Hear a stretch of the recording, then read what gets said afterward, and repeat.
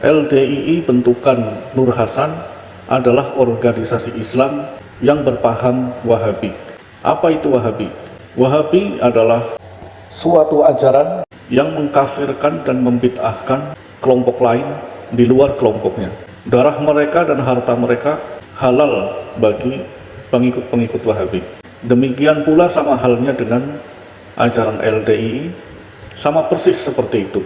Maka kita perlu belajar sejarah kelam Wahabi di masa lalu. Ada dua kubu Islam garis keras yang ekstrim dalam ajarannya. Kubu ekstrim kanan yang diwakili oleh kaum Wahabi di Saudi Arabia, dan kubu kiri yang diwakili oleh Kemal Atatürk di Turki.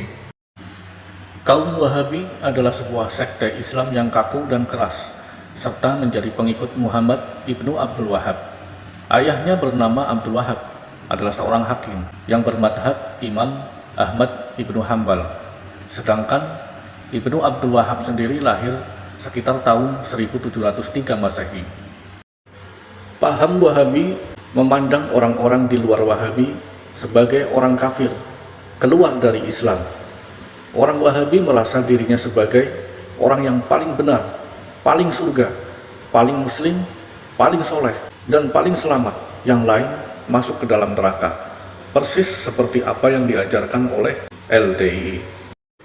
Ironisnya, paham Wahabi ini didukung oleh Ibnu Saud yang saat itu adalah seorang penguasa. Ibnu Saud sendiri adalah seorang politikus yang cerdas, yang licik, yang hanya memanfaatkan dukungan dari Wahabi agar dia meraih politiknya. Alhasil pada tahun 1746, koalisi Ibnu Abdul Wahab dan Ibnu Saud menyatakan perang melawan siapapun yang berbeda pemahaman dengan mereka.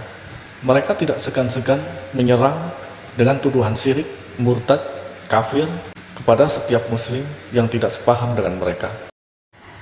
Muhammad ibnu Abdul Wahab meninggal di tahun 1792. 10 tahun kemudian, para pengikut-pengikut Wahabi ini menyerang Karbala dan membunuh mayoritas penduduk muslim yang mereka temui, baik di pasar maupun di rumah, termasuk anak-anak dan wanita.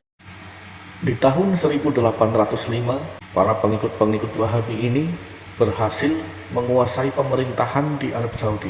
Akhirnya, kota Madinah pun berhasil dikuasai. Tak lama kemudian, kota Mekah pun dikuasai oleh Wahabi. Di dua kota ini, Wahabi menduduki pemerintahan selama 6,5 tahun. Para ulama dipaksa sumpah setia dengan todongan senjata. Bagi ulama-ulama yang tidak mau sepaham dengan mereka, maka pembantaian pun dimulai. Selama menguasai pemerintahan Arab hingga 100 tahun lebih dari 400.000 umat Islam telah dibantai, termasuk anak-anak dan wanita. Syekh Abdullah Zawawi pun, gurunya para ulama madhab Syafi'i, dibantai juga oleh mereka. Dengan kekuatan militer yang mereka miliki, para Wahabi ini terus melakukan dakwahnya dengan keras. Namun ironisnya, mereka menyebut bahwa dakwah yang mereka lakukan adalah amar ma'ruf nahi mungkar, yang menjadi intisari dari ajaran Islam.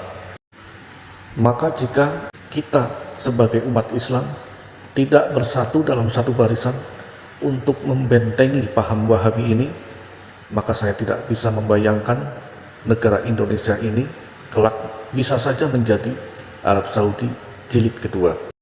Maka saya pribadi menghimbau kepada seluruh umat Islam dari organisasi manapun, termasuk para mantan-mantan LDII, jangan menjadi Wahabi, apalagi bangga menjadi Wahabi.